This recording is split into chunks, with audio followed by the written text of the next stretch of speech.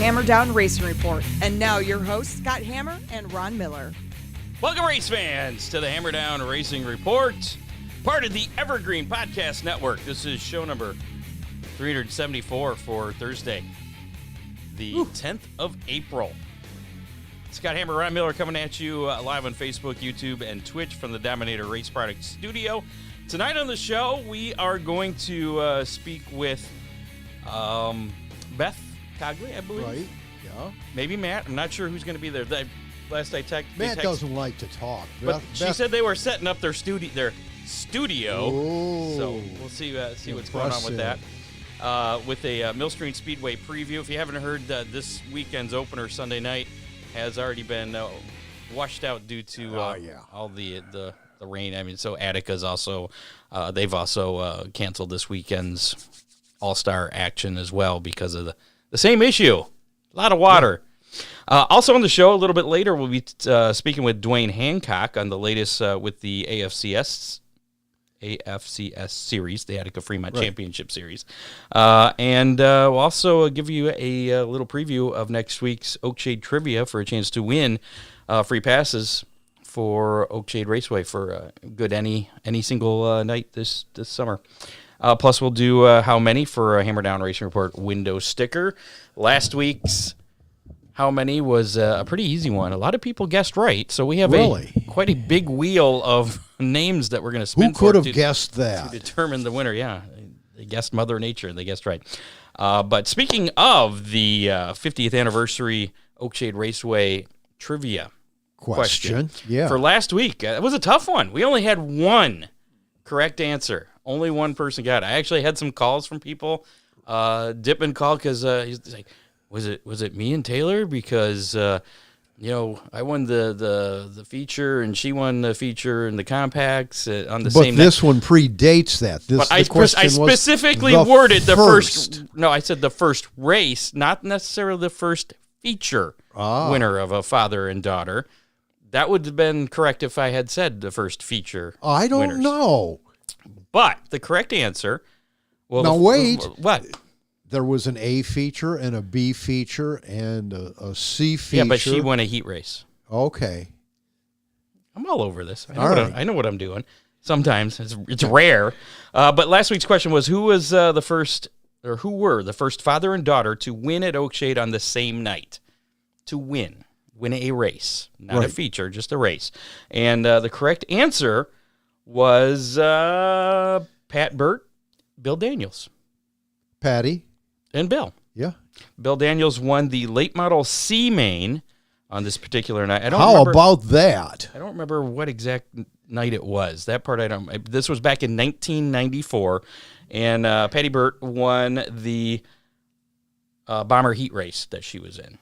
Right. So, and that therefore those became the first father-daughter to win the same night. And it was and it made news in the Wauseon newspaper. That's where I got you sent me that clip, and and Bill sent me the top part of it because I wasn't sure what paper it was from. Right, it was from the Fulton County Expositor from 1994, which actually had the date on it. Is there still a Wauseon Expositor? Or? I don't know. I don't live in Wauseon. I don't. I live in Toledo. I don't know if there's a Toledo Blade still. There is, but because it's online.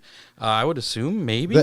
Toledo Blade does Thursday and Sunday, print edition. Like, really? I did not know that. Print edition, Thursday and Sunday. I had no idea.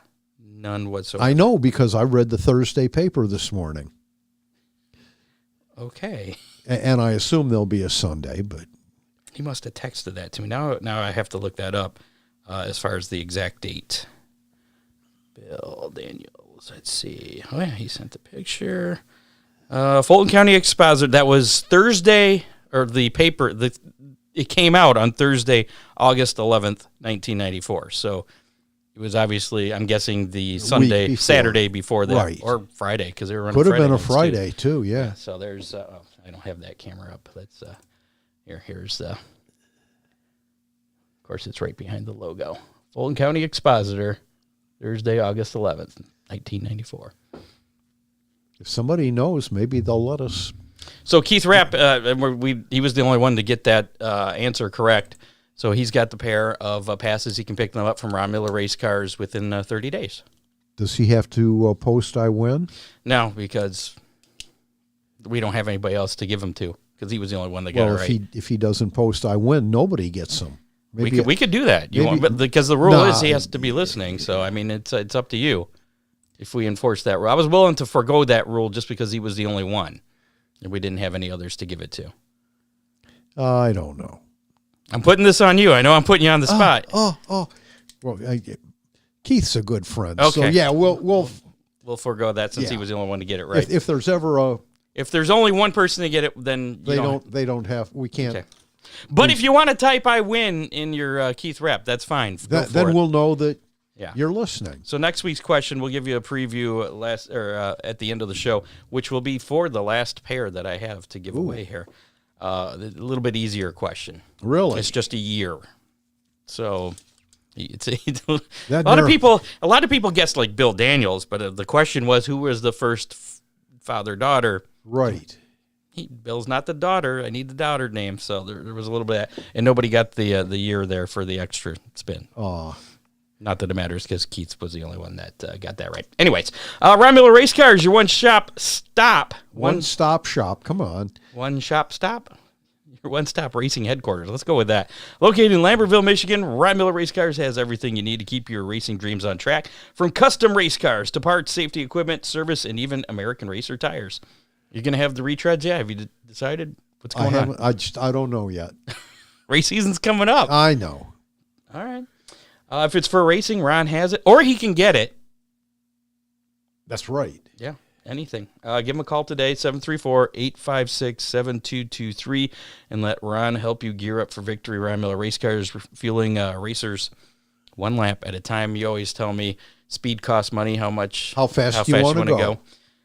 If you want to pay the least amount of that fast, get a hold of Ron. DCR Graphics is your source for high-quality wraps, stickers, die-cast, banners, and more. If you're looking to upgrade your team's look, DCR Graphics has what you need. They have full wraps starting at just $425 plus shipping. If you want to showcase your car in miniature form, get a box of 8 custom die-casts for only $130 plus shipping. Available for late models, sprints, and modifieds. And now DCR has even more ways to show off your style. Check out brand new lineup of crew shirts, t-shirts, hoodies, hats, flags, and more. Hit up DCR Graphics on Facebook or call Dale at 419-308-9523 to place your order today. DCR Graphics, where speed meets style. And he still has that thing. We have it on hammerdownracereport.com, a link to the form. Where you can, and it's pinned on our Facebook page if you want to put your name on the hood of his car. He's got the Hammer Down Racing Report logo right there on his hood. There's a picture of it right there on the homepage of the Hammer Down Racing Report as well. Scott, producer Dave says that the Fulton County Expositor, like a whole lot of other newspapers, 2023 is deceased. Should we have a moment of silence? Take my hat off. We just did. Okay. Close enough. Good. Thank you for it expired February 16th, 2023. Well, thank you for looking that up. It led a good life. I appreciate that, Dave. Dave's awesome. Also have to mention Dominator Race Products, Oakshade Raceway, Victory Fuel, Magic Moment, Entertainment, Dittman Motorsports, other sponsors of the show. Time running out for that DCR thing to get your name on the hood for free. Yeah. And that's not for businesses. That's listeners of the show. If you want your name on the hood, he's got a whole bunch so far. There's a couple of people trying to get their business names on there. And it doesn't have to necessarily be like Ron Miller. You can be the Professor Ron Miller. Your nicknames are fine. Just not business names. So there you go. Did you fill out the form yet? No, I didn't. I did. My name's going to be on there. Really? Ooh, kind of self-serving there. I wanted to see if it actually worked. So let's check out a little bit of action from last week, and then we will get to our Millstream Speedway preview. We have our roundup right now. Did you figure out which button? I did, but I don't know why it didn't play. What is happening? Here, let's try that. Racing Roundup. Racing Roundup. this week's racing news. Yeah, that's weird. The button's not where it just mutes us for some reason. All right, we're going to keep going forward here with your racing roundup. Attica Raceway Park, Wayne County, and Montpelier all last weekend canceled due to weather. Rain. And similar trend this weekend, but there's a couple that still have thumbs up, green lights for this weekend. We'll talk about that in your DCR Graphics racing menu coming up later on. Murray Bridge Speedway in Australia, the Mod Lights Australian title Friday night. Lachlan Brown picking up the win in the junior sedan. Saturday was Tyson Martin getting the win in the wingless sprints. Brooke Hallett winning in the sprint cars. Perth Motoplex, the ODH mechanical. Actually, that was from a couple weeks ago, so never mind that. Or was that from this past weekend? I think that might have been from this past weekend. The SSA Street Stock Western Australia title. Blake Scarry picking up the win in the wingless sprints. Jai McKenzie in limited sprint cars. Jake Hoth in the stock car or street stocks, and Sam McCauley, your winner at Perth in the modified sedans. Kubota High Limit Sprint Car Series action rained out this past weekend. They were supposed to be at Route 66 Motor Speedway on Friday and Dodge City on Saturday. Both same with Atomic Speedway for the World of Outlaw Late Model Series / Valvoline American Late Model Ironman Series event at Atomic both Friday and Saturday. Washed out. Guess what? The World of Outlaw NOS Energy Drink Sprint Car Series, Jason Johnson Classic at Arrowhead Speedway, Friday and Saturday, washed out. NASCAR did get some racing in, though. Xfinity Series. Did. Sport Clips Haircuts, VFW Help a Hero 200 at Darlington. That was won by Brandon Jones. And then kind of a awkward, weird ending. I only caught the end, and then, of course, that's the weird part of the Cup race on Sunday, the Goodyear 400 at Darlington. Denny Hamlin, first out of the pits, getting the win there. Yeah. After a late, what's-his-face had just taken the lead, Blaney. Right. And the caution came out. Well, Kyle Larson, spun. Again. The same exact thing that happened, I guess, earlier in the race. Right. Because he checked up Actually, he got bumped a little bit. Was it Reddick that got in the... It might have been. I don't remember who was running second there, trying to hold on to the lead late. But, it was just a weird... I don't know. Yeah, it seemed anticlimactic. In any case, Denny Hamlin won. I'm not excited about that, but good for him. That's, 2 in a row for him now? Yeah. Victory Fuel, the ultimate flavored electrolyte water to power your day, packed with a full load of electrolytes, 120% of your daily vitamins, and absolutely no artificial coloring, caffeine, or carbonation, just pure, refreshing hydration. It's no wonder Victory Fuel is the top choice for teams on race day, helping them stay at peak performance when it matters most. If you're ready to stock up, contact your local sales representative, Tanya Conley, for track concessions and business wholesale inquiries. You can reach her at Tanya, Tanya, drinkvictory.com, or you can just go straight to drinkvictory.com and order online. Order your own there. Use discount code Conley Racing at checkout, and you'll save a little money and help benefit the Conley Racing team there. And that's all one word, Conley Racing. Victory Fuel, because champions deserve the best. How about we bring on our first guest here? Again, coming up a little bit later, Duance Hancock from AFCS. Do you know they were going to build a new racetrack in Fort Wayne? Really? Yeah, they were. They pulled the plans just a couple days ago. Oh, no. We'll talk about that in racing news coming up. That's a teaser, so stick around for that. Hey, guys. Hello there. Matt, hey, it's both of them. We do have both, so how's it going? Good. Real good. So, unfortunately, it could be a little better, I guess, but Mother Nature had other plans for this weekend. 4+ inches of rain. Our pits are a little soggy. So you're forced to make the call then to pull the plug on this weekend? Yeah. It's the best thing. We don't want to tear up the facility for the rest of the year. And as you know, Attica ended up canceling for Friday and Saturday also. So it was the right call to make, and we'll be ready to go in May and looking forward to it. Well, and it's a long summer, so and you could always add a show in somewhere, so it's not a loss. Yeah, we've got some gaps in the schedule, and talking to some people and hoping to add a new 9th race, but not sure when yet. Gotcha. So let's talk about, this is your second year that was going to get started on Sunday. Now it's going to start a little bit later, but you got a few races under your belt from last year. What are some of the biggest things you guys can take away, have learned from those races last year that you can apply to this year?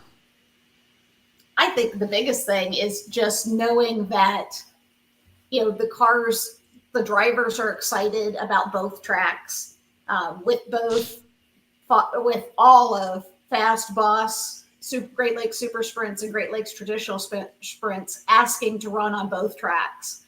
I think that's so exciting because, we put that in for the Lightning Sprints primarily, but we have a number of groups who are going to run on it, including the Dirt Track Truck Series also. And so it's just neat to see, that people are excited about that track as we were. So who gets to choose then which track is going to be raced on by which class? Is that that was decided with the sanctions as we were negotiating race dates throughout the off season. Gotcha. So what are some of the? I mean, it seems that all your shows this year are pretty much special event shows, but Right. What would you consider the biggest shows? What's a highlight? Yeah, your highlights. I mean, obviously Speed Week. It's a big deal. It's exciting. It's how we opened ourselves up last year. So I'll always be feel a little special about Speed Week. But there's every one of them actually. You can't put it down for any of them. All these guys want to be out here. It's just. It's exciting to have the USAC sprints coming. They had reached out to us, and that I feel like that's a really big deal to get them here. I love having the Attica Fremont 305s here twice this year. I think that's a great opportunity. I know those guys were asking to run here too. And then we bring in the Race Saver 305s from Southern Ohio as well. Okay. So your opening night now is going to be May 10th with the quarter mile spectacular. I'm assuming, are all the classes running on the shorter track then? Yes, all three, Fast and Boss, and the D2 midgets who we had in last year and loved the track. Gotcha. Yeah, and I know last year there were some people saying there was some confusion, and I think we kind of talked about that a little bit, that before you guys took over and made that inside track after taking down the walls, there used to be a little tiny go-kart track in the middle. Right. This is not the same thing. It's totally different. I mean, this is still a decent-sized track there in the inside. This is Waynesfield inside, pretty much. Nice. It's a pretty good sized track. So we had a lot of guys last year saying, well, we don't want to race on it. It's too small, blah, blah, blah. And then they did. And then hey, that thing's not so small. We tried to tell you what it was. But now, and again, now they want to. That's like I say, that's exciting to see them say, yeah, they want to choose. Hey, we want to run on this track. We want to run on this track. We want to be there. We want to run this place. So that to us that's cool. And as I said, all four of our big series, Fast Boss, Great Lakes Supers, and Great Lakes Traditionals, are running on both at some time during the year. They're going to run, in this case, Fast and Boss will run on the quarter mile on May 10th, and then on August 24th, they'll run on the big track. Same thing, this Super Sprints and Traditional Sprints will start on the outside track, and then in August, they'll go to the quarter mile. So it's fun to see them try to. Well, and it'll be interesting because in effect, it's two totally different shows. Right. Mm-hmm. It's like you got two different racetracks at Millstream. Right. Was that the intent when you guys made the inside track to have the options there? You have options. So not all cars can run on a really large truck. Not all cars can run at Eldora. It's just not going to happen. You just got them strung out too far. And yeah, that was really it. You can make the inside. There's just two different options, two completely different tracks to it. Yeah. So, and a lot of it was the safety on the inside. That was the whole get-go on getting rid of that inside wall. A number of people said, yeah, they really don't like that inside wall. We can adjust our safety to our safety crews so so they're safe enough. And that was a lot of the draw to changing that track. You give options. And it saved our butt last year. It is what it is. We kind of a little scared. Yeah. But otherwise, again, that would have been a lost. I don't say it would have been a lost show. It would have been a crappy show. Yeah. So it was just too wet. So, and with Matt running the lightning sprints for 5 years, those mini sprints are important to us, and we wanted to have a place for them to run. And we're really hoping, I would love to see the mini sprints come back to Northwest Ohio the way they used to be. We've got a great group in Michigan. There's a great group in Indiana. And if we can bring this middle point to them and start seeing more of those back in this area, I think that would be a lot of fun.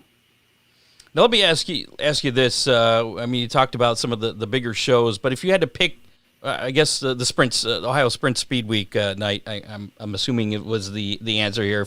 If you had to pick just one that you're most excited about this year. That's true, but August 1st, when we bring the lightning sprints in, as well as the AFCS 305s, but we've also got 2 big late model shows. And we may be sprint people. We may have started that way, but I loved watching the late models on our track last year. And we've got the Ohio Valley late models in May on the 24th. And then we've got the American Valvoline late model series on August 8th. So that would be a lot of fun to watch. And that should be a great show. Oh, yeah. That August 8th show. Yeah. I'm not familiar with the Ohio Valley late model dirt series. Is that UMP rules or? I believe so. Yeah. Okay. I think so. Yeah. Yep. Very cool. And being a stock car driver, I got to ask this. I noticed on the schedule, no stock cars. Is there a possibility that could change before the end of the season? Well, and Scott, that relates to a question that one of our listeners had about the Showdown series. Yeah, we talked to Corey a lot about the Showdown series. We had some scheduling conflicts as we were working through it. We also had said, especially with our Sunday races, we're going to limit the number of classes we have on a Sunday night. So as I said, it was kind of a scheduling conflict thing. But as you pointed out, we do have some options to add a couple of races now that we've canceled this first one. So it's not impossible. Well, and Corey needs to make some calls. Come on, Corey. The two of us are very interested because Scott has a stock car and I have a truck, and I began my career at Millstream. Well, it was Flag City at the time. But. Actually, Millstream was my very first dirt track race. So did you win? No, I crashed, but that's okay. Into. Oh, that was a long, long time ago. Probably. Was Earl running it back then? I think it was pre-Earl. Wow. Okay. I think it was 1970 or 71. So, yeah. So, I know you guys did a lot of work on the facilities last year. Any new changes that you got done during the off season? I don't think this year's will be as noticeable. I was going to say, I'm not sure what's left that you guys can do, but 4 degrees kind of limits what you can do in the wintertime. Last year, we had a great winter. We had an easy winter. And this year, like I say, 4 degrees just doesn't get a whole lot of room to do. Right. So there was a lot of sort of backstage stuff that we got done that, as I said, you won't necessarily see it, but it was important things to do. So we're still working on getting permits and things around. I have to admit that we're going to stick with porta potties for year 2 because getting a building built for flush toilets is proving to be a lot more involved than I had anticipated. So I'm assuming you have to work get that heated or drain it all or something during the winter. Otherwise, you have some issues there. Absolutely. And of course, we've got to get it all permitted through Wood County as a commercial building. So that's quite the process to get it designed and permitted and all of that. So now there used to be, I thought there was running water bathrooms there back when I was. Yeah. Unfortunately, when we bought it, they were not so much completely disassembled. Let's put it that way. The toilets weren't even attached to the walls anymore. So it would have been starting from scratch in there, and so that became a permitting issue immediately. So an upgrade wouldn't have fallen under guidelines of the permitting issue? No, it would have had to be from the ground up. That we couldn't just remodel what was there. So now, not everybody takes these challenges on. Yeah. I mean, you've done a lot. You've withstood a lot, and there was a lot of criticism from last year with some things that was out of your control. You kind of got to be thick-skinned, I'm guessing, to be in your guys' positions. Yeah. Obviously, Ignore the internet. Yeah. Well, but what has been so wonderful, and it happened even with our cancellation for Sunday. You get one or two people saying, "Hey, why'd you do that?" And then you get 30 people saying, "All right, you made the right choice. We understand." And we've had such great support that it's easy to listen to that and to drown out some of the negatives. Well, you see racetracks with pictures of the pits or even the track totally flooded, and people getting on the internet, well, Sunday's weather forecast is for 65 and sunny. How could you cancel? Yeah. You just need to take everything into consideration. Yeah, I don't know that we have enough tractors to pull out all the haulers. Yeah. I didn't like getting mine pulled out when we raced up north. So, yeah, it just turns into a train wreck. And why? It's at that point, it no longer becomes fun. So for anybody. And we did have some drivers coming in from awfully far away. Yeah. We had an Indiana driver, we had a Pennsylvania driver, and actually a New Zealand driver who had been in contact. And, you want to let them know early so they can make other plans. Gotcha. Now, Millstream's been technically known as a Sunday night track, or Sunday evening track, I should say. You got a lot of shows scheduled Saturdays. You got a Friday, at least one Friday, 2 Fridays. What goes on in the scheduling there? I mean, what's the thinking with all the different days? Well, I mean, among other things, we want to see how each night works, and when we can work with other tracks, the 2 Fridays in August are the Fridays Attica's off, so we're not conflicting there. We tried to do that as much as possible. We tried to do a Saturday night when another track traditionally runs a Thursday or Friday show, and try to mix things up a little bit. Well, it gives options to people. Right. Everybody gets a day off. So, all right, they're game for a Sunday for sure. And that helped, like I say, that's our local fan base, and it just gives a lot of options for them. Gotcha. Is there any people involved into the sport to give them options? You get them out here one time, and it seems like they're hooked for some unknown reason. Yeah.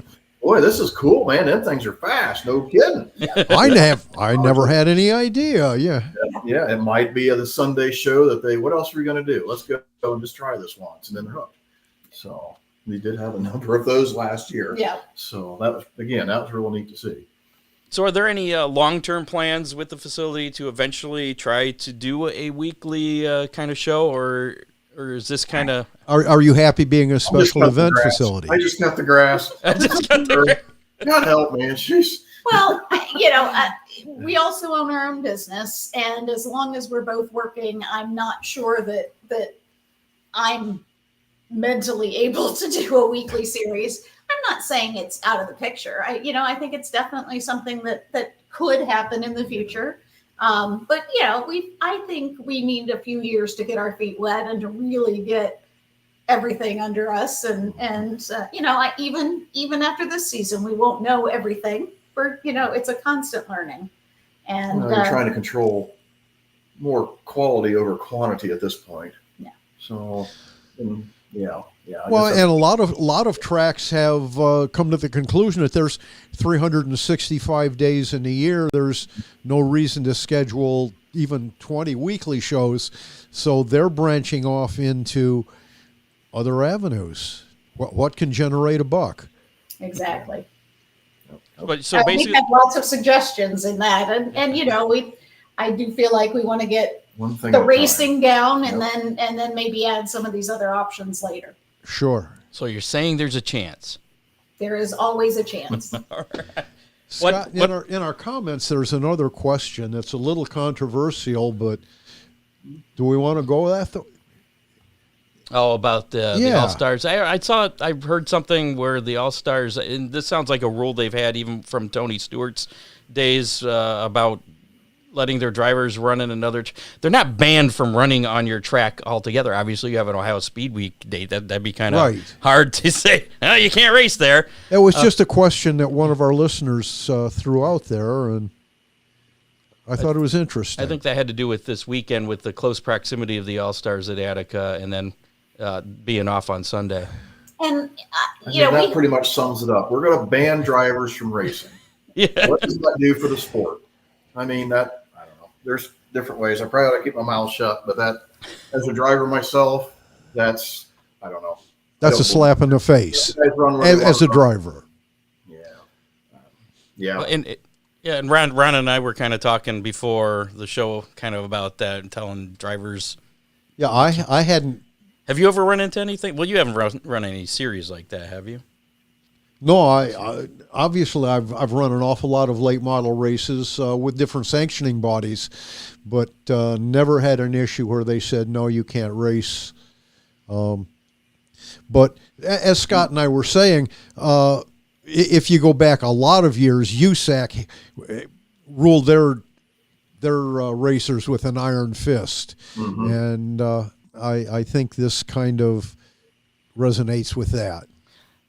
And Don brings up another thing here. Any plans to get any like bigger shows, maybe like the World of Outlaw late models or something? As I said, that'd be kind of awesome. Everything's an option. It requires talking to the right people. And I will say that because we're so new at this, at the end of last year, we didn't have a full, what I would call, staff. And so we were somewhat limited at one point to only having series that kind of provided their own staff and came in and ran their show. But we've been able to build that and have our own people to do all the aspects of it. And so that does open up some more opportunities that we couldn't do.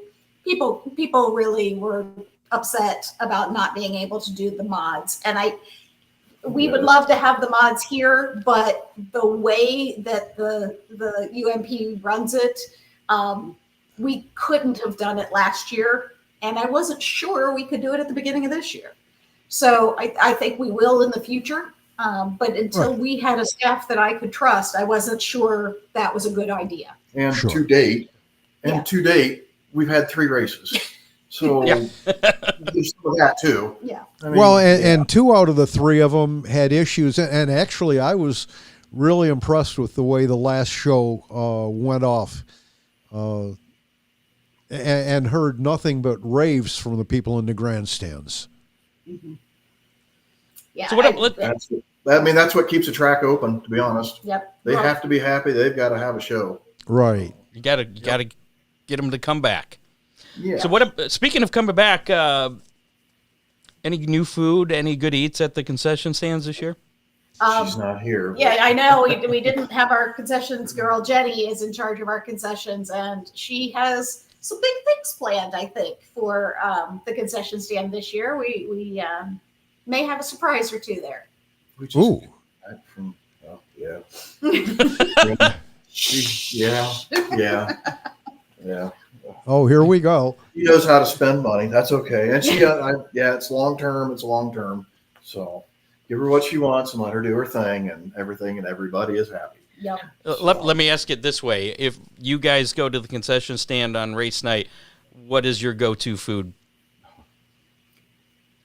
I was very impressed last year with both the shredded chicken sandwiches, which I don't normally like, but I like Jenny's, and the pulled pork sandwiches. I thought those were both pretty top-notch. And, of course, all our hamburgers are grilled on a grill. We don't fry them. We don't buy pre-cooks. We have guys out there grilling all night long, so they are fresh and they are hot and they are good. But that's good to do that right behind the grandstands, because then that just wafts right up there. Might be expanding on that a little bit. Just saying. A little bit. Any big sponsors, track sponsors you want to give a shout out to that's coming on board this year? I'll let you. Okay. We have our two biggest returning sponsors, of course, are Ohio Logistics and Gardner Trucking, who have been tremendously supportive for us. And Garner's going to be sponsoring our Speed Week show, and there may be some exciting additions to that night as well. We have 2 big new ones this year with Findlay Chrysler, Dodge Jeep Ram, right here on Trenton Avenue or US 224 in Findlay. And Hancock Wood Electric Cooperative has come in and done a lot with us this year, and they're very excited to be a part of the track. And then, of course, we always say All Demolition is the biggest sponsor of all, because that's the old man. Show going, let's say. Yeah. Yeah. Yeah, well, it's good to have a lot of those businesses in that community supporting the track then. Oh my gosh, we have really had tremendous support.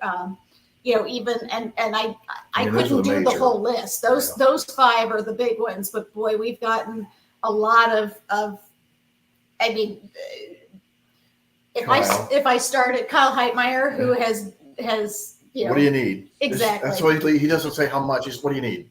Yeah. It makes it happen. It's just really neat. He wants to see, and the whole family, they want to see this succeed with whatever it takes, make it happen. So yeah. And I'm assuming back pocket. I'm assuming you may have some more room for more sponsors. If anybody wanted to jump on board this season.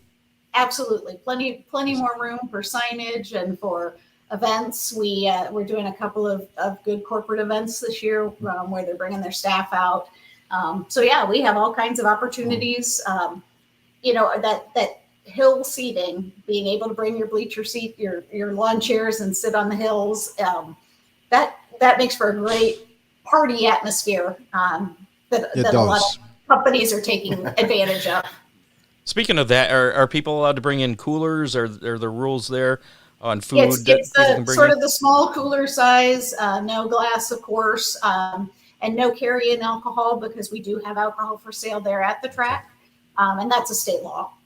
Gotcha. And what's the best way people can get in contact with you, keep up to date on things going on at Millstream Speedway? Obviously, follow us on Facebook at Millstream Speedway. We've got millstreamspeedway.net is our webpage. They can also buy their tickets there at millstreamspeedway.net and millstreamspeedway@gmail.com. See, I tried to make it easy. It's really hard to miss us, but they can definitely drop me an email as well. Keep it simple, stupid. That works for me. That's it. Yeah. Absolutely. So now your opener again. People just tuning in. Of course, this weekend rained out. The ground's just too wet out there. You say it's mostly the pit area that's wet. It's a little bit of everything. It's everything. Yeah, it's a little bit of everything. Parking area too. I didn't want to be pulling people's cars out. So I had a local call me this morning. He asked, "Well, you guys aren't racing this weekend, are you?" It's like, "Well, no. Are you planting corn this weekend?" And they got a good chunk out of that one just the same. It's just not fit. So the opener now will be. This will be here. I'm sorry. What was that? I say it's coming. We'll be ready the 10th for sure. May 10th with the quarter mile spectacular, Boss Sprints, Fast on Dirt, and the USAC Midwest Thunder Midgets. That's opening things up. Looking through your schedule here again. The big race Sunday, June 15th, Ohio Sprint Speed Week with the All-Star Circuit of Champions. USAC Thunder Midgets again in No, that's action. full-size USAC Sprints on Sunday, June 29th. No, I'm talking the Sprint Speed Week. Oh, okay. With the All-Stars. Yep. Moving ahead to June 29th. Yeah, that's your USAC Sprint Sunday night at the races. That's going to be also the full first AFCS show as well. We're going to be talking to Dwayne here momentarily with the 305s. July 5th, again, another quarter mile spectacular 2 with the Great Lakes Super Sprints, Great Lakes Traditional Sprints, and Dirt Trucks. That's the Dirt Track Truck Series, correct? Yes. The 4 cylinders. And then a couple Friday nights after that, you got the August 1st Friday night at the races with the GLSS, also the Lightning Sprints and the Attica Fremont Championship Series. August 8th, that's going to be another Friday night, USAC Midwest Thunder Midgets, American Late Model Ironman Series, and it got cut off. The Ohio. We see the 305s and the Dirt Track Trucks again. Oh, yeah, there it is. I had to actually click on Ohio Thunder. Okay. And the Dirt Track Trucks are running that night as well?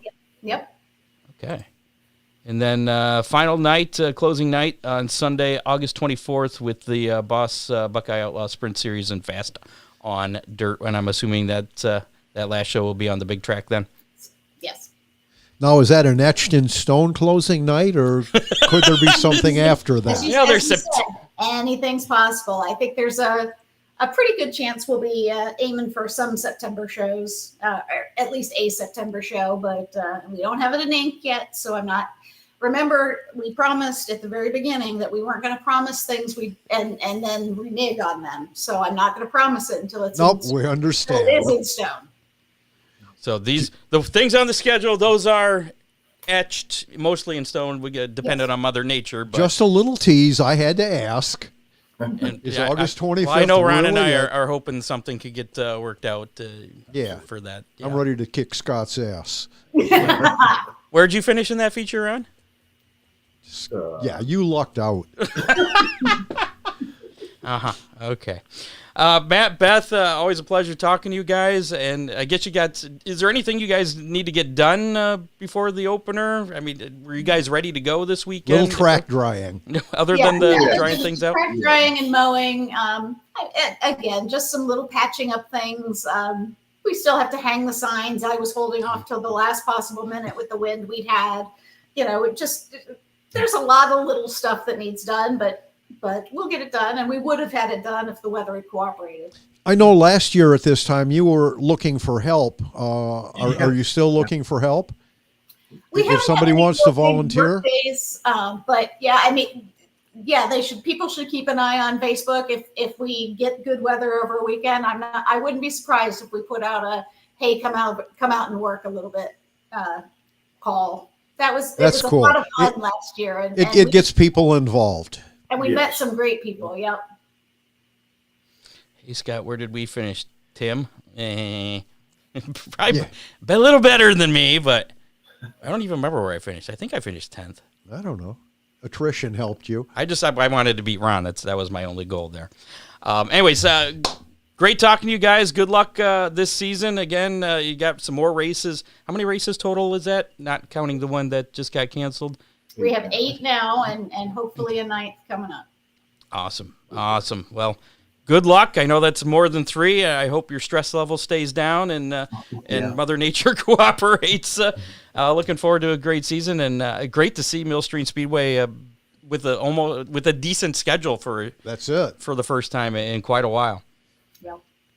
Thanks so much for spending some time with us. It wasn't one and done. We really enjoyed it. Thank you so much. We'll see you guys. Absolutely. Bye-bye. See ya. There you go. Millstream Speedway originally set to open this weekend. Things, Mother Nature not liking that plan, so getting pushed back now. Their opener coming up on May 10th. Again, with the quarter mile spectacular there. That's a Saturday night, too, so keep that in mind. That'll be, again, the Buckeye Outlaw Sprint Series Fast on Dirt and the USAC Midwest Thunder. And if you think quarter mile spectacular sounds boring, that inside track is... Go to Waynesfield. Yeah. Is it boring at Waynesfield? No, it's a really nice looking track. So we got Duance Hancock standing by here, and you're very, very large on there. Let's be equal here. A couple quick notes here before we get to Duane. Racers, get ready. Dittman Motorsports is your complete race shop in Northwest Ohio. They have Hoosier tires, high-performance parts, and full-service support to keep you on track. Whether you need expert service or the right gear, they've got you covered. Call 419-283-8580 or stop by today over there in, is he in Oregon? Is that technically still Oregon? Way out there. It's by Maumee Bay State Park. He's not too far from there. DittmanMotorsports.com. Get more information there. Elevate your racing performance with Dominator Race Products, the premier choice for high-quality, durable race car components, from innovative nose pieces and valances to robust fenders and spoilers. Their products are engineered to enhance your vehicle's aerodynamics and durability on the track. Trusted by racers nationwide, Dominator Race Products delivers the reliability and performance you need to dominate the competition. Visit Dominator Race Products today to explore our extensive range of products and take your racing to the next level. Yeah. Upwards, hopefully, not down. No. We didn't specify which level you're going. Let's bring in Duane before we... Who? Yeah, this guy. This guy right here. Mr. Hancock. Oh, that is Duane. How's it going? Well, it's going good. How about you guys? Wonderful. Doing all right. So, talking to you a little earlier, you kind of sounded like things were starting off this year a little slow with the AFCS series, and then things kind of picked up for you, all right? Yeah, it did. Earlier in the season, like January, usually I don't start till, December, January, and first part of January. And I think I had it too easy. This is going to be our 7th year. And I mean, I've never really had any no's ever, maybe 1 or 2. And I've had the same group of sponsors for years. And man, start of this year, I got some no's. We're not coming back. And then some, well, I don't know. We're not sure. Hit us up in a month or 2. And, by the end of January, 1st February, I'm like, man, what the hell is going on? Maybe it's ran its course. And then all of a sudden, into February, it's like it started on fire. And I'm proud to say, we're at over $85,000 starting next weekend. This Wow. Out in the purses. This is just bonus money between prizes and cash. This is our biggest year ever. We're at just over 85,000, and we always get stuff added during the season. We have people, come on board, or people always want to do something special because I'm always out there trying stuff. I honestly wholeheartedly believe we can get past $90,000 this year, and 16 points races. Then 2 non-points races with the 305s at Millstream. Wow. Before you tell us any more about that, where can I get one of those hats? I got some. Can people buy them, or is that just for the cool people? We was selling them for $20, but one of our sponsors was making them, Angry Duck Graphics, and the 305 logo is changing this year. So I got some 305 ones that have the Napa Auto Parts on there, and our old sponsors. But I still have some 410 ones. I probably hook some guys up, that help me out. All right. So back to this year and everything going on. Tell us everything with the AFCS. What's the point payouts? What are all the bonuses? Can you do all that within like 30 minutes here? Sure. Okay.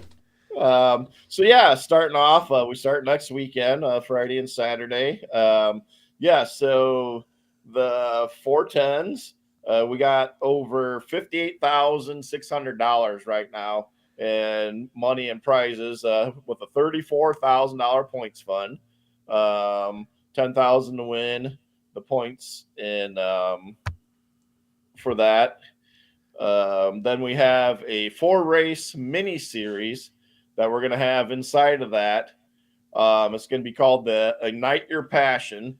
It's going to be 4 races, $2,500 extra for the 410s per night. It's going to pay $500 extra to win, $200 extra for second, and $100 extra from 3rd to 20th. And then there's going to be a $2,500 points fund at the end of that deal. But it's going to be a little different how we're going to keep points. Fremont hot laps, Attica don't. So you get a half a point for quickest and hot laps. There's going to be heat race point for quickest and qualifying. Heat races are going to pay 3, 2, 1, but a half a point for every car you pass. B main's going to pay 2 points to win, a point to throughout the field, and a half a point for every car you pass. And A main's going to pay 5, 4, 3, 2 throughout the whole field, and then a point for every car you pass. That sounds like a scorekeeper's nightmare, Dwayne. Who's keeping track of all that? Unfortunately, me. So don't bother my best friend. So don't bother Dwayne while they're racing. Don't talk to me. Yeah, but it's just unique because it's something I want, and you have to race all 4 races to get paid for. The points fund is going to pay 1,000, 600, 400, 300, and 200, unless anybody else wants to jump on board. But we have Ash Automotive of Fremont, Ohio, J&F Construction, Build and Design out of Bucyrus, and Napa Corporation kicking in right now for that $12,500 for those 4 races. But we wanted to do something different, give guys a bonus during the season, because as you guys know, as having race cars, points funds are great, but you don't get those until December, November, December. And we need to do something to keep these cars running during the season. And with the little, it brings excitement because it's a different way to earn points. What are the dates for that mini series? May 9th at Attica, May 10th at Fremont, and then July 4th and July 5th. July 4th, okay. Attica, July 5th, Fremont. And what's cool about July 4th and 5th, that's both fan appreciation nights at both tracks. And those are really large crowds each year. And we're actually going to have an AFCS events this year with the extra challenge. So there should be some really good cars there, which we have good cars anyways. But, it's going to be good fields and good hard racing because I've talked to some of our drivers and they're excited about this deal. They're like, man, that's awesome to get extra money during the season and have a points fund that, the guy that may be 8th or 10th in points may win this little extra bonus because it's going to be more based on passing cars than it is winning. So what other you said you had a whole bunch of different bonuses too. What are all? So and then the 305s, we got Minutemen Press of Fremont. We're going to do a mid-season bonus for them after our 8th points race, May 31st, our scheduled points race. A top 15 with perfect attendance and drivers. So, if somebody misses a race, it might be the 16th or 17th place guy. Is going to get $100 bonus each for the 305s. And yeah, we have we have all of our bonuses this year. We have our lucky pill draw for 410s and 305s each night. Schluck's Bar and Grill and Snyder Floor Covering are bringing those to us. So those are $50 a night. Lucky pill draw. We got a lucky AFCS driver of the night. McIntyre Retirement Services is doing that. It's $50 for 410 or $50 for 305s, $100 for 410. So what we do is just out of the members each night, we draw before the race, and whoever's name gets drawn to get 50 or $100. Quick time each night. Our 305 one's kind of special to a lot of people. Fred Wolf has been around Fremont Speedway in Attica forever. Passed away this past winter. He was our auctioneer for Hoseville, Ohio for 17 years. Did that for us and didn't take a dime. He passed away, and that's going to be in memory of him this year. Some people went together, is funding that deal. $50 each show for a quick time for the 305s, including the 2 Millstream shows. The 410s is going to be $100 a night from Elite Wings in Kokomo, Indiana. Then we have Hard Charger, Jack Fortney. He's been on since day one. He's a retired guy. He lives here in Bryan. There was track photographer at Bryan for a while and Butler. He does Hard Charger, which is $50 for 305s a night, $100 for 410s. We have the Spanky's Pizza lucky finishing position this year. We're going to draw a finishing spot in the A main before it starts, and whoever gets that in the 305, be busy. Yeah, it's going to get $50 of cash and $50 Spanky gift card to go over to Cary, Ohio to Spanky's Pizza. The 410s is going to be $100 on that. And let's see what else. We got some more bonuses. The Hard Luck mattress by appointment, Fremont, Ohio is going to do the 410 one for $50. And at the Attica shows, there'll be a $25 Berryman Racing Shock gift certificate for work on shocks on that. Then at Fremont, it'll be $50 cash. And then the 305s will be Fair Auto Repair in Bryan, Ohio, $50. And then the Fremont shows will have the $25 Berryman Race Shocks for the 410s. So, yeah, there's all kind of things. And we have Who's Your Tire? We have 10 tires we draw between members throughout the year. FK Roddins has come on board. We got like 60 gift certificates for $30 a piece for both divisions. So that's like 120 gift certificates from FK Roddins. We got DMI. We got gift certificates from them. SCS Gearbox. We got gift certificates for them where we give away some gears. So all kind of things. Are those just random drawings then for these gift certificates? So, when I started this, they've always charged a series member to get the points fund. I feel coming from working on race cars, that if you're charging for a points fund, we need something besides just a points fund. So that's how we got these sponsors. So for AFCS members, there's a lucky AFCS drawing, but then the Hoosier Tires, SCS Gearbox, or gears, and then the DMI and FK rod ends is all member drawings. Each night we have so you get a little bit of something back for joining the membership too. Sounds like more than a little. There's a lot there. Oh yeah, there's over. Like I said, it's so the 410s right now. I had it broke down. So we got a $34,000 points fund, then a $12,500 mid-season bonus, and then almost $10,000. Or no, I'm sorry, about $4,500 in products. Then the 305s, we got a little over $26,000 with $14,000 points fund, $1,500 mid-season bonus, then a little over $5,000 in the gift certificates. So there's and stuff gets added during the season too. I mean, we've been very, very blessed with people coming up and just, hey, can I buy pit passes, or can I buy a tire, or can I buy a team a meal, or whatever. I mean, we'll give away anything. And then, we have awards for anybody that shows up, like the lucky pill draw, the hard charger, the lucky finishing spot. That's for anybody that races with us. So we got, member only drawings. Then we got some bonuses for anybody. Now, you got a couple of races at Millstream as well. Are those going to be point races or? No. Okay. So the 305 guys have been on me because, at one time, 305, when it was fast, when it was fast, they kind of got rid of them. But when it was fast for a little bit, they made a few races in other places. I think they did a Lima and a Mercer. And then when it became a traffic 410 deal, they got rid of 305s, and 305s haven't traveled. So they've been on me about, hey, let's do something. And I it's Attica Fremont Championship Series, so I can't, change that, but I can do some independent races, and we can use the name and just do non-points races. And we thought, well, Millstream would be a good one to do. And I literally had 15, 16 drivers say, hey, you put a traveling deal together, we'll do it. And nice.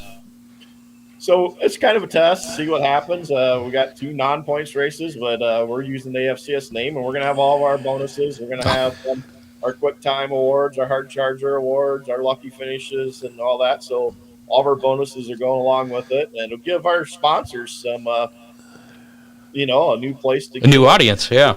Yeah. Duane, you guys have got a good name for yourself, but don't you think that by eliminating the points, you might be eliminating some cars from showing up at those shows? Maybe, but all these guys, I've got people I've got teams that's contacted me from Indiana with Race Savers, from Pennsylvania with Race Savers, and that about these shows because they're non-points, and they're like, we'd like to come. That'd be a good night for us to come too. So, some of the Michigan cars. Yes, exactly. So we're welcoming the Race Savers to come race with us. They I think some of them's going to be there. So it might a few cars, but I'm pretty certain I'm going to say 95% of our cars are going to be there from everything I've heard. Are you pretty excited about the Millstream races? Oh yeah, I think it'll be cool. It's I'll be running the shows that night for our series. The first one, I mean, how the hell can you not be excited with USAC Sprints and 305s? Yeah. When they called me and asked me that, and I know Spridge at USAC, and I've been trying to get them to come to Attica and Fremont in this area forever, and they're at Fremont the night before, and we run 305s, a Millstream with it, and it's like, how can you say no to that? Now, have you do you see the thing that Rich put out today about Fremont, the RevLimit.tv? Yeah. Yeah. Is that are you excited about that? That's another. I mean, it's not Dirt Vision, but it's their own it's almost like a pay-per-view kind of thing because you don't have a subscription. It's we'll talk more about that later. But does that play into the AFCS at all, or is that? Well, I mean, it gives our teams and sponsors more exposure than people that's there. So yeah, any streaming deal I think is good. I know there's people that don't like streaming and such, but I know just from what I've seen, I've had so many people tell me, "Hey, we've seen your series online." Well, perfect example, FK Rod Ends. I'm at the Chili Bowl sitting there talking at the FK Rod Ends booth, me and John Ivy. And I go to leave, and Kenny, which I didn't know his name at the time, he goes, "Hey, are you Duane?" And I'm like, "Yeah." And he's like, "Well, I'm Kenny from FK Rod Ends." He goes, "I want to talk to you about sponsoring your series." And that's the only reason they knew about it. You know? That's awesome. That's the good way to do sell sponsorships. They come to you. Yeah, and we've had some people from Texas. One time out to Knoxville, like, "Hey, we see you on TV. We're coming to Attica because of we've seen it from Texas. We would have never known Attica Raceway Park existed if it wasn't for Dirt Vision." And so there's good with it. Yeah, there's bad, but as far as the farmer deal with that deal, it's the cost of admission, $20, but you can have 40 people there if you wanted, so I don't think it's a bad deal. And plus it's going to the track. I mean, yes, Dirt Vision and Flow have their deals, but this is, 100% going to Fremont. So I think that's going to be good because it's going to hopefully boost the purses and points funds eventually. I mean, if we could get, if we can get 5,000 to 10,000 people watching on TV and 3 to 5 in the grandstand, I mean, that's the best of both worlds. Yeah, and you still have coverage then at Attica on Dirt Vision, so you're still getting that as well. So, very cool. It sounds like what's you said the first race weekend's coming up next weekend, not this weekend, but next weekend. Yeah, the 18th and 19th. And when does the season? When's the last race? September 6th and 7th or 5th. World 100 weekend. Okay. Which it's always World 100 weekend, and I kind of kick myself at times, like, because I like going to World 100, but it makes sense because we always get good. And like you said, it's hard to believe we're pretty established, in that championship weekend has always been getting extra money pumped into it, and we get huge crowds and stuff at those, and it's kind of been the established weekend. So once you get that established, it's kind of hard to go away from that. Now, there's no restrictions, I'm assuming, on AFCS drivers going to other tracks and other events. No, we welcome them to go everywhere. Awesome. Matter of fact, I'll be there cheering most of them on when we go other places. So, that guy races in my series. Go him. That's right. I mean, we got 16 races, and we changed it a little bit this year. It's all double weekends, all Friday Attica, Saturday Fremont. We had some standalone shows. We're trying it. I had to sell it to the tracks a little bit because, they're like, there's a reason they had standalone shows. It's like a lot of times when Fremont was closed, we had standalone shows at Attica to keep fan interest in the car counts. But my theory is, I've had a lot of people tell me, this is our 7th year, I've had a lot of teams like, man, we'd come from Michigan or we'd come from Southern Ohio, but those times where we can only come for one day, it don't make sense for us to run the whole deal if we got to come there 4 times for one day, So I kind of call it the put up or shut up deal. So all these guys told me this for all these years. Hopefully they put up. So they said they'll join. So we'll see what happens. And it just makes sense for the fans, and it helps. Like next weekend already, we got Troy Wagman Jr., the Hefner 27 car coming from Central Pennsylvania. Next weekend, they published it that they're going to come run. Attica Fremont next weekend, and we've had calls. I mean, we've had like Jordan Goldsberry from the IRA come down a couple times.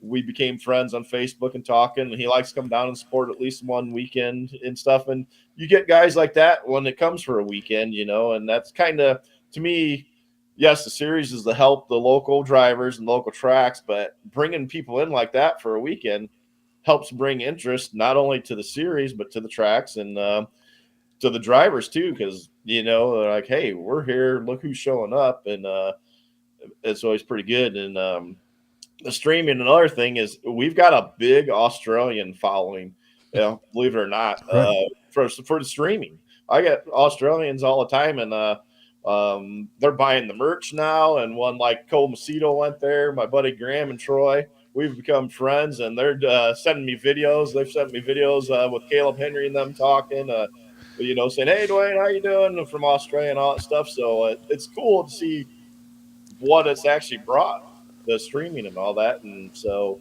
yeah, I think it's a good thing. And I think this Fremont deal, it's innovative, it's not division, it's not flow, but it's something where the teams in the track can benefit. Absolutely. Defending champions, are they coming back to defend their championships this year? Yes, Cap Henry is committed with us, has been since last year. I know there's a lot of rumors he's going elsewhere, but he committed to me a long time ago. He's coming back. Jamie Miller, he's already undefeated at Attica in 2 races. So right. He's gonna be loaded for bear for sure. But our 305s is I already have 21 pre-registered 305s. Wow, nice. And I know of at least 6-7 more that's gonna. Last year we had 29 305s registered, and I think we'll hit 30 this year. I'm going to put you on the spot here, but not entirely on the spot. I'm going to give you 3. Okay. Who are the top 3 that you look to be championship contenders in each class, the 410s and the 305s? Shoo.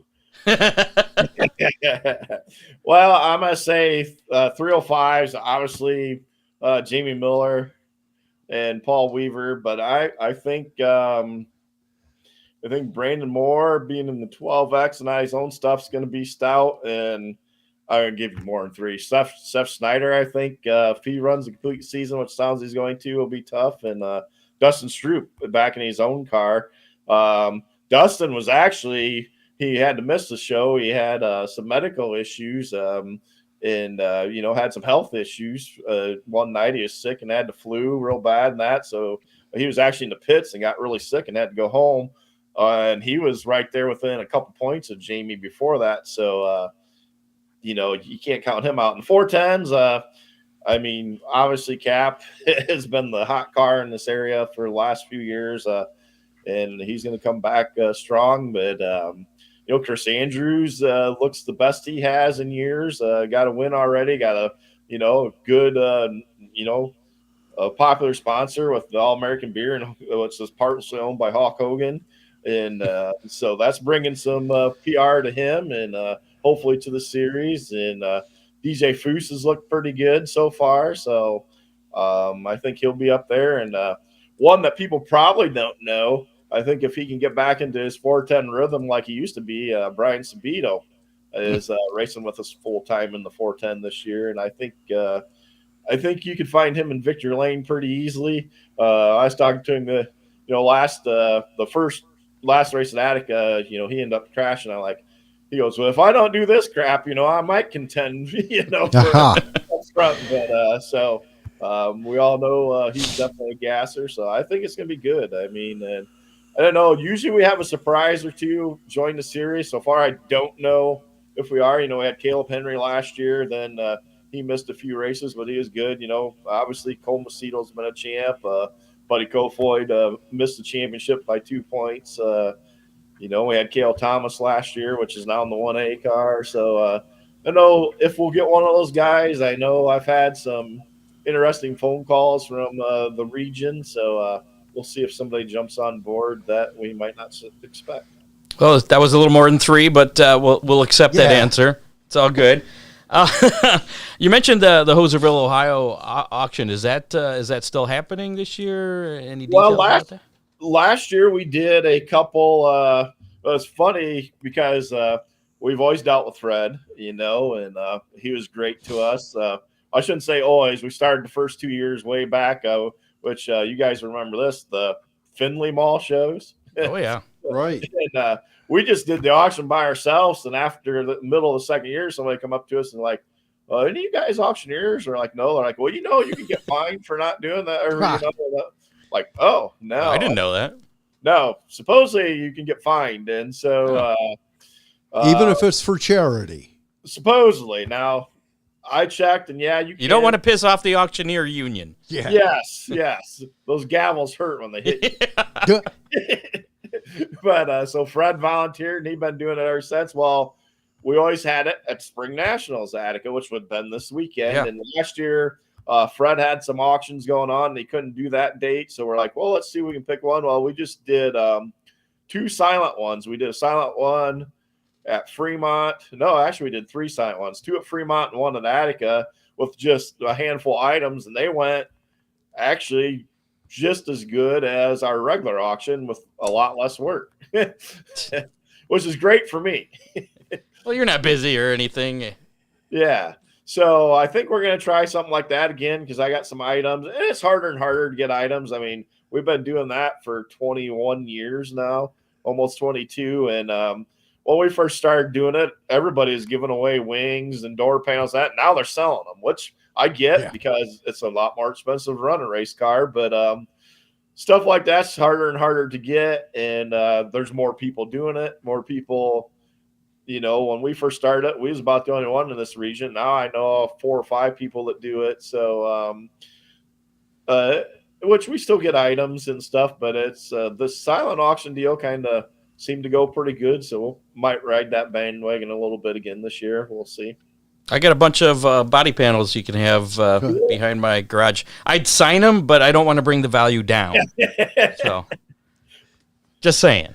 Right. Oh, they'll be good. Maybe we'll have to do something like an Oakshade or somewhere, There you go. Yeah. More there. I've been busy enough, Scott, that my used body panels might be back on the truck. I believe it. There you go.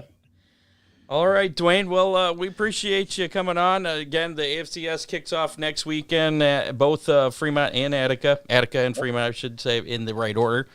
And then how many races total you have for each?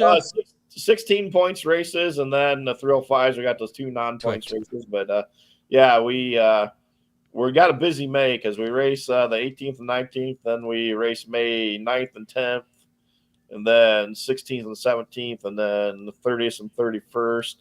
Then we got June, the first weekend in June, and then the 4th of July deal, and the end of July, and then September. So. What's the best way people can get more information on the AFCS series? Do you still have the website? Yep, we have the website, which has our schedule and our points and stuff, and hopefully we'll have more race results this year. That's one thing I lack on, but I might have some help with that this year. And then Facebook page, AFCS Facebook, Twitter. We get a lot of response off of that. Off the Facebook and Twitter, but we do have AFCSsprints.com as well that there it is, schedule and everything. Awesome. Well, again, always a pleasure talking to you, and we had fun talking about Bryan Motor Speedway last time you were on. Yeah, that was. And that's funny because I've had people still up till about 2 weeks ago come up to like, man, because they rewatched it or watched the video or whatever, and they're like, man, that was cool, or we didn't know this about it, or we didn't know that, or so that was a good time. For sure. You know anything about New Bremen Speedway? I about got hit in the head with a speaker there one time when I was I could feel the breeze of it. I'd always play on the hill. Used to play Hot Wheels with Joey Saldana because Joe was racing, and one time we was sitting there. We wasn't playing that day, but I was there with my mom and dad, and that was sitting on the hill, and a Red Bledsoe hit the wall and got in the fence, and one of those speakers that was about as big as your head is now. Those cone speakers? Oh yeah, one of those great big ones. That it went flying above my head, and you could feel the breeze. I still remember that, and I was probably only 7 or 8 years old, and I used to go there a lot when I was young, but heck, it's been closed since what? 19. Hold on, I can tell you. 89, maybe. Really? Demolition began in We got Ron Burt sent us a bunch of information on New Bremen Speedway, so we may do a throwback show for that. We'll keep in touch on that. About that, but I used to go there. They always used to have an Easter race because I used to do the Easter egg hunt in the infield when I was a little kid. I remember that too. So before we let you go, have you bought Duance Speedway yet? Oh yeah. No, but it did sell. Did it? Sold. Yep. My friend's wife is a realtor here in town, and she was on me. She's like, "You should buy it. You should buy it." And a guy bought it. Supposedly he's going to turn it into a racetrack, right? No, unfortunately not. But I think was my last campaign of, if you want to piss away money, you buy the track. That probably didn't help me any. But he's making it like a recreation deal. I guess they're gonna have like target shooting and some things out there. So I guess we'll see. I don't know. Oh well, maybe someday it'll come back. Right. We can just keep hoping. That's true. I mean, it'd be a great place around here to build one. I just don't have, $4 or $5 million in take. Well, take some start. Banks loan money all the time. Right. Come on. Right. The Attica Fremont Bryan Championship Series. Right. That's right. I may even know a banker in Bryan. Yeah. You too. Yeah. Are they fond of you or? Oh yeah. Oh, okay. Yeah, when you own a business town, they all want your money. Yeah. Oh, yeah. Awesome. Well, good luck with AFCS and keep in touch.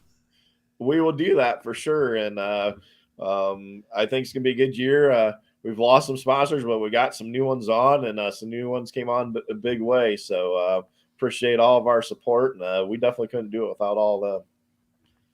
Definitely. And with all the different sponsors and all the contingencies and special bonus awards, I was telling him I need to sell my car and get a sprint car or something, I guess. Right. Yeah, Road Geese Decoys is our new title sponsor of the 305s.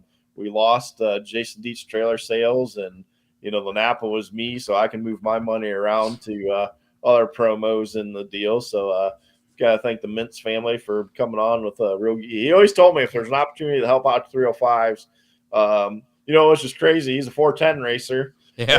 Racing your deal. And he goes, if there's an opportunity for me to help the 305s, and they've kicked in some money with 305s the last handful of years, and I called him with this opportunity, and it wasn't 3 minutes later, like, yep, we're on board. And so thanks Craig's to them. a good guy. Yeah. Yeah. Thanks to them. So, we got over a $14,000 points fund. Yep. Yeah. Which is good for them. So, yeah. Well, thanks for having me on. I appreciate it. You guys always do us good, and I'll have to see if I can find one of these hats for you guys, or a couple hats. There we go. There you go. Appreciate it. We'll see you, Dwayne. Thanks, Dwayne. See you next week. Duance Hancock, I don't know what happened to your camera, by the way, while we were talking to Dwayne there. Oh, it's back. You're fine. You got all, like, I don't know. distorted, so there. Yeah, something. Some comments there. I saw Don Henry made a comment about trying to sell some of my awards that are behind you for the Hoserville, Ohio auction. But I just wanted to point out, because he did say something about there is a bunch of, where did that go? I scrolled way too far back. There it is. Hey, Ron, I noticed behind you that Scott's race car pictures are on the wall. Why don't you put your race car pictures behind you and put your shop name on there? And I just want to point out, I did say, feel free to decorate that wall behind you. He just hadn't been done yet. Ron's a busy guy too. He's kind of like Dwayne. It's crazy busy. Always doing something. So, moving on. Let's do some racing news here, because we do have some interesting racing news.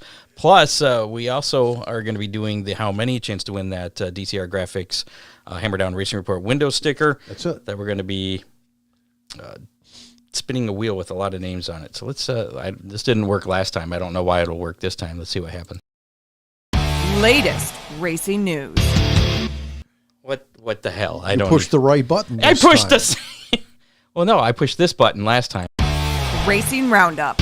See, and it didn't work last time, but now it works.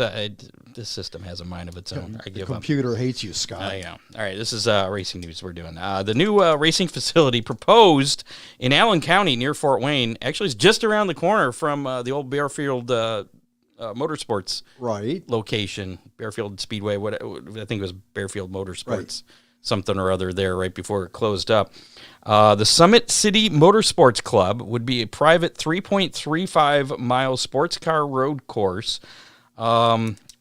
It's going to be like a private racetrack kind of thing. No PA system. There was a bunch of opposition by residents in the area, and they had a petition. I think it was up to 8,500 signatures. Ooh.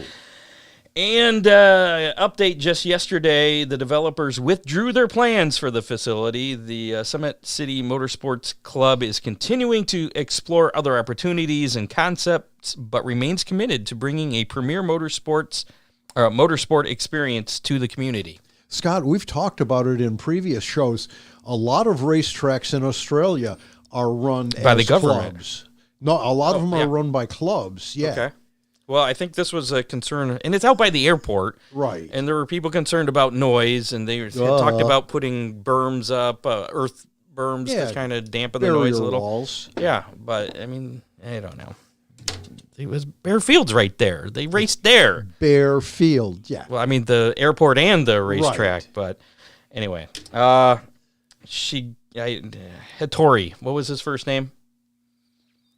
Japanese born driver. That Shiggy.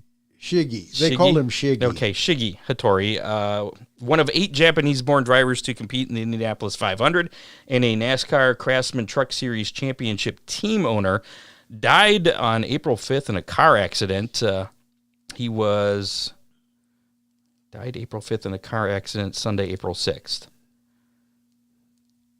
He was in a car. Okay, so I copied this from Dave. Was he? I think he was in a car accident on April 5th and died Sunday, April 6th. He was 61 in either case. He competed in the Indianapolis Motor Speedway 3 times, earning a pair of starts. His passion for motorsports ultimately led him to NASCAR, where he competed in the NASCAR Craftsman Truck Series in 2004 and 2005. He transitioned into team ownership in 2008 and founded Hattori Racing Enterprises. As team owner, he won 14 NASCAR Craftsman Truck Series races, with driver Brett Moffitt, achieved the ultimate achievement by winning the 2018 Series Championship. So, unfortunately, that's sad news there. You hate to lose anyone, especially in motorsports, prematurely. Yes.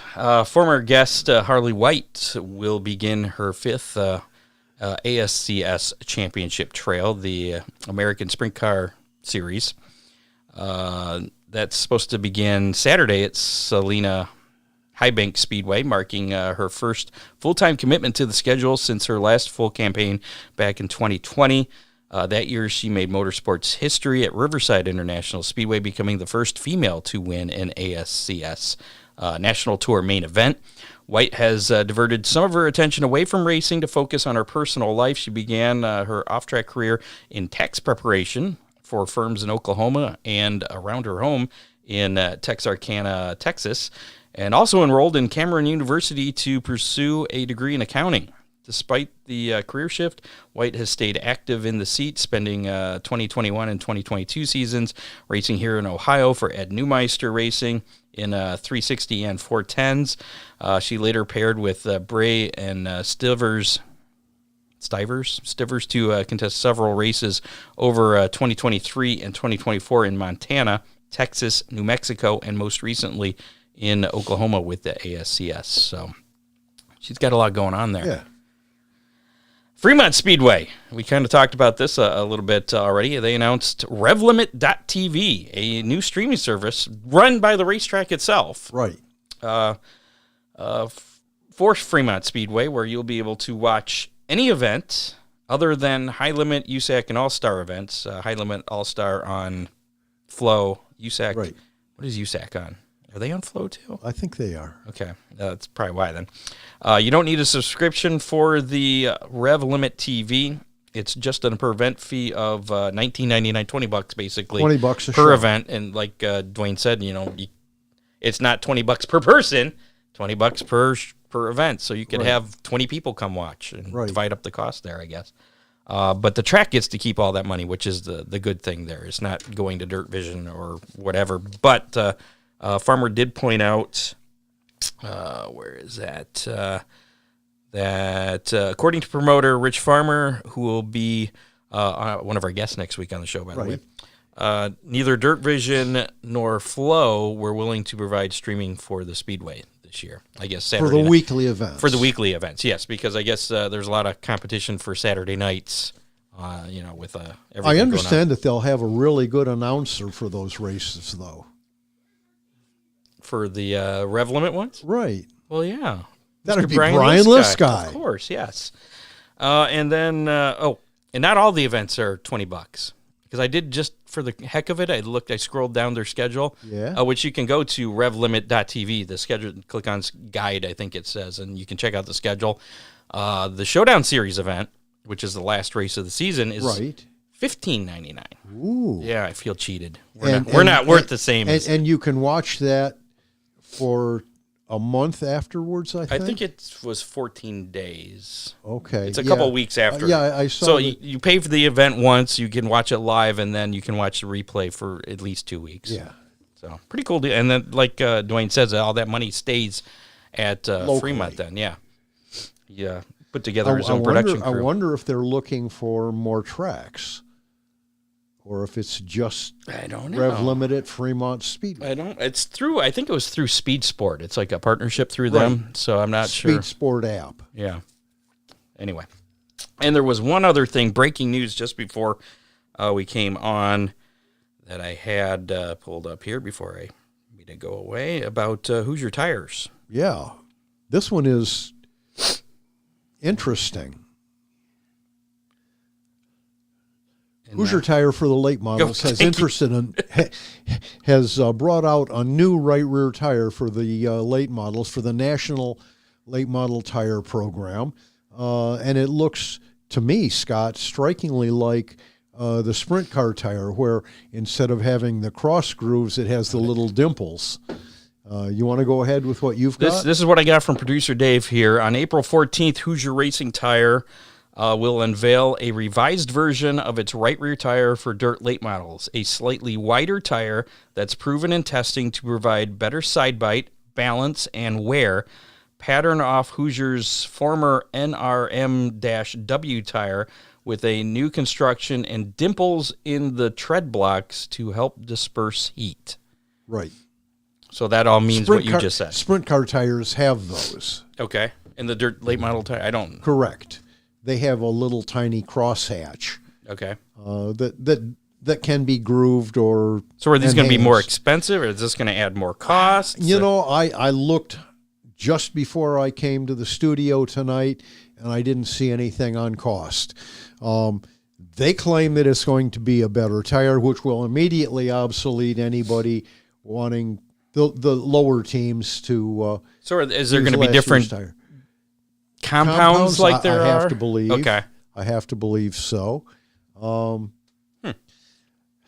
Now, will this be Scott, UMP approved or? Oh, it's the National Late Model Tire, so it will be approved virtually by everybody that runs an MLT tire. There's too many tires. I thought the whole deal was to simplify things. To simplify it, absolutely. Now, I've got to believe they're not going to be producing the old late model tire, but they didn't say that. This one's supposed to be faster. And I thought, I think faster tires that don't wear out are what really has screwed up NASCAR racing. I was going to say faster tires. Is that going to help the racing then? Not a bit. So this is not something you're for. No, I'm really not. I think that Goodyear has screwed up NASCAR because the tires are very good. I think when they had a soft, they had that when that optional tire a couple of weeks ago or a month ago, I thought that was great racing. I like it where the tires fall off and it puts the driver back in. Makes you have to have some strategy. Goes back to exactly what you said in your opening comments. Speed costs money. How fast do you want to go? There you go. Get ready, race fans. The 2025 Oakshade Raceway 50th season schedule is out. The season kicks off Saturday, April 26th with DCR Graphics Sportsman, Dominator Superstocks, and Compacts. Is that 2 weeks from this weekend? 2 weeks. Wow. Yeah, I need to get my car fixed by you. Yeah, well. And then their first full show of the season, the regular Saturday night show with late models, Dominator Superstocks, DCR Graphics Sportsman, and Compacts is May 3rd. Running weekly through August, there's some special events in there, such as the Barney Oldfield race on Saturday, June 14th. And then, of course, the most electrifying night of the year, the annual birthday race, featuring the UMP Dirt Car Summer Nationals, also co-sanctioned with the American Late Model Ironman Series on Saturday, July 12th. 10,000 to win for that. Stay in the loop with all the high-octane action at Oakshade Raceway by visiting oakshaderaceway.com. Follow them on Twitter, Facebook, Instagram, and or TikTok for the latest updates. Oakshade Raceway, where the fastest meet to race. And if you are planning on racing there, their announcer and web guy has asked me to pass along a message. Really? Go to the website, and I don't remember where it's at, but on there is a driver information thing. So if you have sponsors or something you want mentioned or the driver the announcer to know about, if you go to track info on there and then forms, there is a driver info form. Yeah, and there's also a driver media form. I don't remember which one's the right one. Nope, that's the wrong one.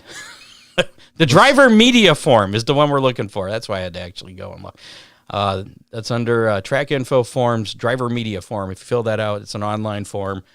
Submit it. It's just a little information about you and your car and your driver, where you're from, your number, your primary sponsors, and other info, awards, recognitions. So there you go. I passed that. There you go, announcer and web guy for Oakshade. I've done as you asked. You've done what you said you were going to do. And finally, if you're planning your dream wedding or special event, make it unforgettable with Magic Moment Entertainment. Mention the Hammer Down Racing Report when you book, and you'll get $100 off your reception DJ service. With over 30 years of experience, Ron Burt will make sure your event is perfect. Magic Moment handles everything from contracts to full liability insurance, giving you peace of mind. Plus, no hidden fees, no charges for mileage or dance floor lighting ever. He serves Ohio, Michigan, Indiana, Kentucky, all four of those states. Yeah. If you're anywhere in those states, no additional costs. Magic Moment specializes in wedding receptions, but also excels in corporate events and mitzvahs. They take pride in working closely with couples and clients to create magical moments tailored just for you. Call 419-594-2261 or find Magic Moment Entertainment on Facebook under Magic Moment Entertainment or Ohio Sports Blitz. And with that, I think we're going to retire the Hammer Down Hotline. You think? I think so. Nobody's calling it, so we'll give it one last gasp here. And we were close to retiring it a couple of years ago, right. I think, and it just kind of stays on life support. There's the number 419-318-3081. Feel free to call or text it anytime, day or night. Anything racing related on your mind, we'll play it back, read it, whatever. On the next show. So there you go. Last chance for that. Now it's time to play How Many and a chance to win a DCR Graphics. That keeps popping up there. There we go. One of these Hammer Down Racing Report window sticker, courtesy of DCR Graphics. You can also buy these for $5 if you don't win. Slap it on your car, become part of the Hammer Down Army, and we'll report where you finish each and every week if you do have a race car. Or if you want to put it on your grocery getter or whatever, we'll report what parking spot you got at the grocery store. Where you were at Kroger's. Yes, there you go. Where you ended up in line.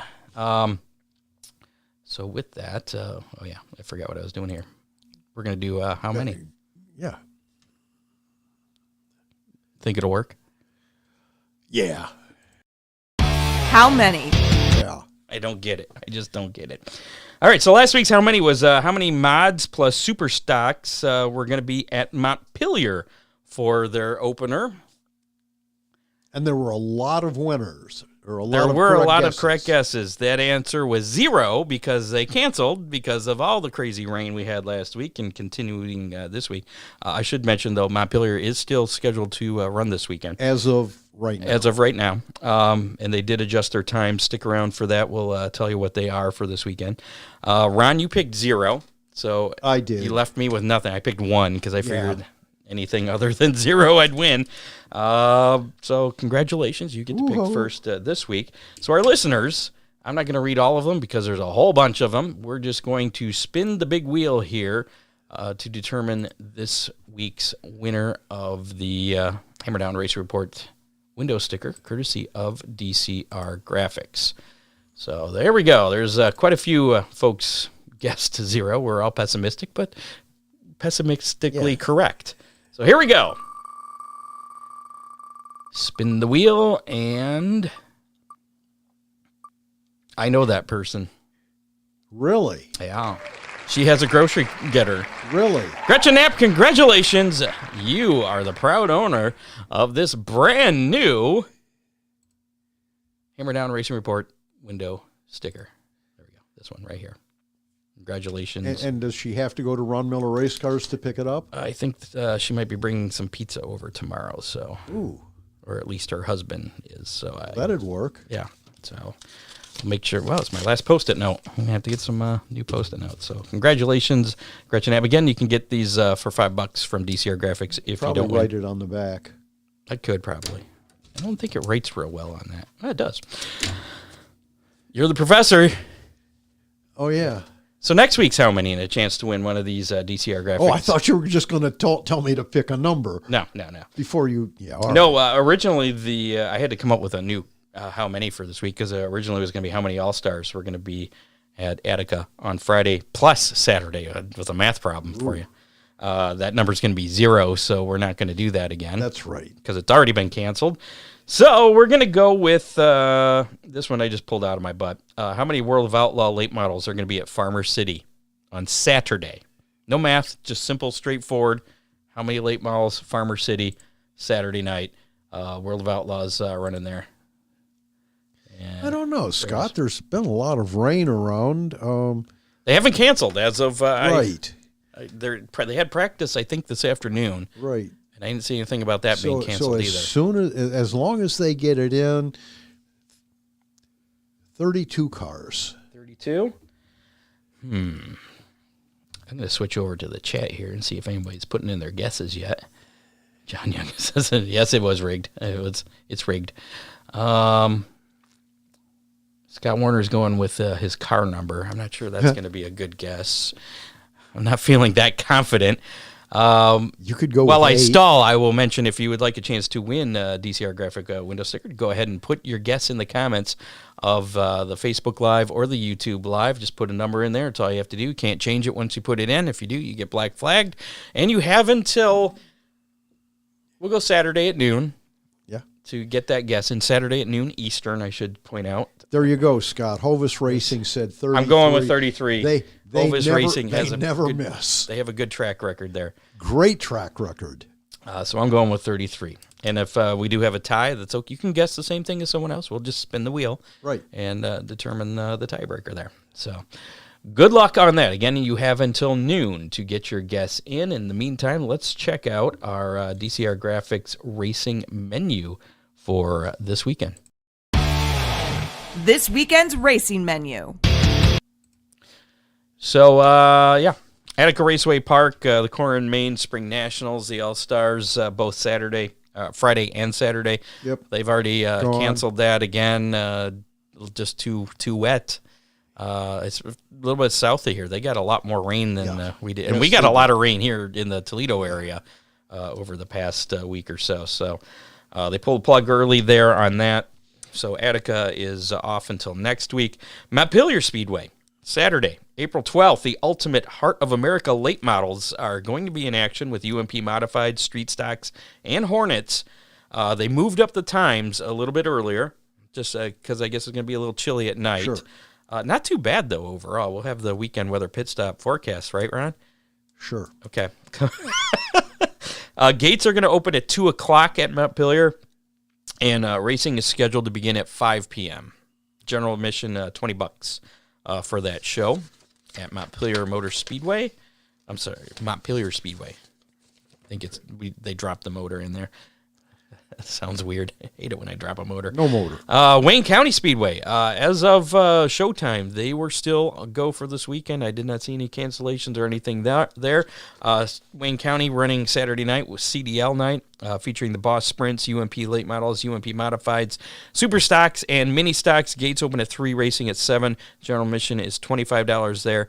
And then originally scheduled on Sunday was Millstream's opening night with the Fast and Boss Sprints.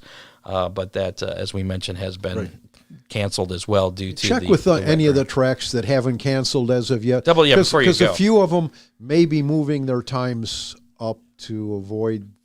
Yeah, if you're headed to Wayne County, just check that. Ultimate chilly temperatures. Yeah, check that out there. But as of right now, Wayne County and Montpelier are still on for Saturday evening. Weekend weather pit stop? No? Yeah? Scott, there's a chance of rain, not much, but the evenings are definitely going to be on the cool side. The days look good. It's supposed to be at mid-50s, at least around here. Mid-50s, but temperatures as the night goes on will dip into the 30s. Okay. Yeah, it's chilly. Down under, Murray Bridge Speedway. I thought that the season was wrapping up in Australia. It is. They just keeps going. Murray Bridge Speedway Friday, the Australian Speed Car Championship featuring speed cars and classics on Friday night, Saturday night, speed cars and V6 sprints. That's at Murray Bridge Speedway. Scott, you've probably noticed that a lot of the tracks are running their titles and class championships. End of the season stuff, yeah. Bunbury Speedway, Saturday and Sunday, Street Stock Month of Madness, grand finale. Featuring street stocks, production sedans, junior sedans, and standard 4s. High-tech Toowoomba Speedway on Saturday. It's the ultimate sprint car championship featuring sprint cars, late models, and modified sedans. Cogley International Speedway on Saturday. The SAA Super Sedan State Title. John Kaysen Memorial featuring super sedans and Formula 500s. And that's all the action going on in Australia. Back here in the States, World of Outlaws, NAS Energy Drink Sprint Car Series Spring Classic at Federated Auto Parts Raceway at I-55 in Peverly, Missouri. That's happening Friday and Saturday night, April 11th and 12th. The World of Outlaws Late Models. The Illini 100 at Farmer City Raceway. That's going on Friday and Saturday, April 11th and 12th. Again, the Saturday night one for how many? How many late models will be there for that? NASCAR Craftsman Truck Series, Weather Guard Truck Race at Bristol Motor Speedway. That's happening Friday night, tomorrow night, April 11th at 7:30 on FS1. The Xfinity Series SciAps 300 at Bristol. That's Saturday, 5 p.m. on the CW. And then the Cup Series Food City 500 at Bristol, Sunday afternoon at 3 p.m. on FS1. NTT IndyCar Series back in action with the Acura Grand Prix of Long Beach in California. That's going to be Sunday at 4:30 on Fox. What are your thoughts on NASCAR showing most of their Cup races on Fox Sports 1? It is what it is. Yeah. Does it cut into their listening audience? I would expect it to. I mean, only because Fox is available in more TV households than FS1, but that number with all the different streaming and satellite and cable and apps, that number is not as, it doesn't make as big of a difference as it did, say, 10, 15 years ago. But yeah, it's you'd want to be on the network. What do you sell to your sponsors when you say, well, we're really not on network TV? That's NASCAR. They're the ones that negotiate the contracts. Yeah. IndyCar did a good job. They got all their races on Fox proper. So, I mean, hats off to the IndyCar series for that. That's good exposure for them. Yeah. So your Oakshade Raceway 50th anniversary trivia question for next week and a chance to win a pair of passes. The last pair I have, as a matter of fact. Your preview for there are a couple pair that haven't been picked up. Oh, so we may have some more race cars. So we may have some more to give away. If you want some, again, your 30-day window may be closing. So yeah, I'll have to look at the dates. Okay. So the question for next week is going to be, and keep an eye out on our Facebook account. I'll post it probably Monday. I say Monday or Tuesday just to give me a little extra time in case I forget. But that's where you're going to put your answer in the comments of that official post. But you can do your homework now. And it is only on the Facebook page. Correct. The question's going to be, what year was the last time the certain late model driver, you may have heard of him, Shane Yoder. The Flying Hawaiian. There you go. What year was the last time Shane Yoder won a late model race, feature event, I should say, at Oakshade? And this one is a late model feature race, main event. When was the last time he did that? What year? Ooh. That's it. Ooh. I know the answer. I'll bet you do. So there you go. A little homework for you. You could probably find it if it's easy. That's going to be a little easier, I think, than last week's question. Yeah. Because this one you can find online. You may have to do a lot of research and do some comparative things, but Scott, if I had to guess, I'd say it's close to 15 years. Just guessing. It's 2025. At least. At least. At least. Wow. That's all I can say is at least. Yeah. Thanks to producer Dave Kemmer, contributors John Young, Matt Swander, Ron Burt, Bob Stazak. Make sure to like us on Facebook. Follow us on X at Hammer Reports. Follow us on YouTube, too. That helps. Even if you don't watch us on YouTube, just go on YouTube, search Hammer Down Racing Report, and follow us. Follow us. It helps. Listen to us on your favorite podcasting platform, including Apple Podcasts, Spotify, and iHeartRadio. You can actually watch us on Spotify as well. Check out the Hammer Down Racing Report website, hammerdownracingreport.com. You can put your get a link to that form where you can put your name on the dirt late model there. The Hammer Down Racing Report dirt late model driven by Dale Cole Jr. And if you get a chance, rate, review us on any of those podcasting platforms and share us with your friends. We appreciate it. Thanks to our sponsors, Oakshade Raceway, Ron Miller Race Cars, Magic Moment Entertainment, Victory Field Dippin' Motorsports, Dominator Race Products, DCR Graphics. Thanks to this week's guests, Matt and Beth Cogley, for coming on from Millstream, Duance Hancock from the AFCS. Next week, we have a pretty big show scheduled. Yeah. We'll try and keep it short. No guarantees. Just like last week, right? We'll keep it short. We'll do a Toledo and Flat Rock season preview with Brandon Hamby. We talked to him for the first time last year. Right. Took over for Scott Schultz. Fun guy. Looking forward to that. Going to get a Fremont Speedway season preview with Rich Farmer. We'll ask him more about that streaming deal he's got now. Yeah, that's interesting. Yeah. And Scott Warner. Does that name sound familiar? I know Scott. Previous almost promoter of Millstream Speedway. Right. He's got a new endeavor that I've been working on with him. And a new website. And Scott was the crew chief on Steve Miller's car a lot of years ago. Was he? His late one. Yeah. And now his son races at Oakshade in the Superstock. Right. So that's all next week. We'll talk about that website and everything. Yeah. I guess that's our wrap on show number 374 of the Hammer Down Racing Report. You have been listening to the Hammer Down Racing Report, available on demand on iTunes, Google Podcasts, Spotify, or your favorite podcasting platform.